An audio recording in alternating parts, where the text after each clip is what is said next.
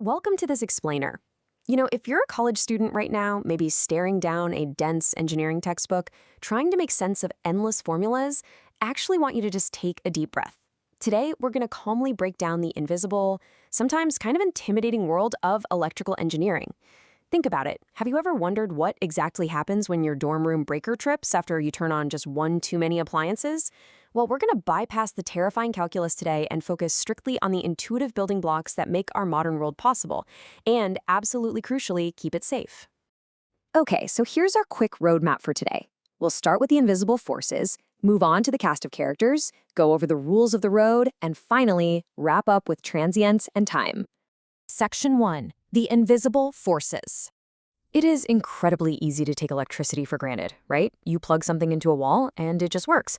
But pausing to ask a simple question about what's actually flowing through your laptop charger right now during a 3 a.m. study session, well, that opens the door to understanding literally all modern technology. Even when your laptop is just sitting there quietly charging, there is this massive, hidden, invisible world of constant, frantic motion happening right inside those incredibly dense copper wires. So think of these three terms as the very alphabet of our electrical language. First up, there's charge. This is the basic physical material. It's a fundamental property of particles like electrons. Next is current. If you picture a massive interstate highway, current is the actual volume of traffic flowing down that road over time. And finally, there's voltage. Voltage is the invisible pressure. It's the push that's doing the actual work to drive that traffic forward. Because without voltage to provide that push, the charge just sits there in the driveway and zero current flows. Now, this unfathomably small number is the charge of a single electron. Because it is so tiny, it means that literally quintillions of these little charged particles are moving in organized chaos every single time you scroll through YouTube or double tap a photo. I know, it's kind of hard to wrap your head around a scale that small, but those massive quantities are precisely what allow us to power everything from the tiniest microchips to entire university campuses. The crucial point here is really distinguishing between these two interconnected concepts. Mixing these up is honestly the #1 mistake students make early on, so seriously, don't stress if it takes a minute to click. Current, measured in amps, is the physical flow happening right now. It's the moving cars on our highway. Voltage, measured in volts, is the potential energy, doing the work to make that flow happen. It's the engine force. Remembering the difference between the push and the flow is your master key to reading any electrical schematic without going into a total panic. Moving on to Section 2, the cast of characters. When mapping out our components into a literal family tree like this, we can sort these elements cleanly by how they behave in a network. We've got active and passive elements. And in the real world, engineers actually combine these distinct categories into really vital safety devices, something like a switch fuse unit, or an SFU. An SFU perfectly marries a simple switch, which manually controls the electrical flow, with a fuse, which automatically protects the entire system if things go awry. It's a brilliant, highly practical application of organizing components by their specific jobs. Let's break that family tree down just a bit further. Just like in a real functioning city, we have active elements.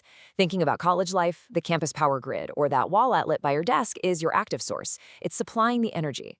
On the receiving end, we have passive elements. These are the devices that either use up that energy, like your dorm room mini fridge acting as a resistor, or temporarily store it, like the inductors and capacitors hidden inside all your electronics. We also categorize these characters by how predictable they are. Linear elements are your reliable, straightforward components. They act like a smooth, wide-open road where the traffic scales perfectly and evenly with the pressure applied. Nonlinear elements, on the other hand, like diodes, act a bit more like a strict one-way toll booth. Their operational behavior completely changes depending on which direction the current is trying to flow, so they might let traffic pass freely one way but throw up an absolute blockade in the other. Section 3, the rules of the road. Okay, this is Ohm's law, and it is pretty much the ultimate traffic law of electronics. It simply means that if you push harder with more voltage, you naturally get more current. But if you encounter high resistance, that traffic will inevitably slow down. Understanding this exact balance is why safety matters so much. If resistance suddenly drops to near zero in a faulty wire, the current spikes dangerously high.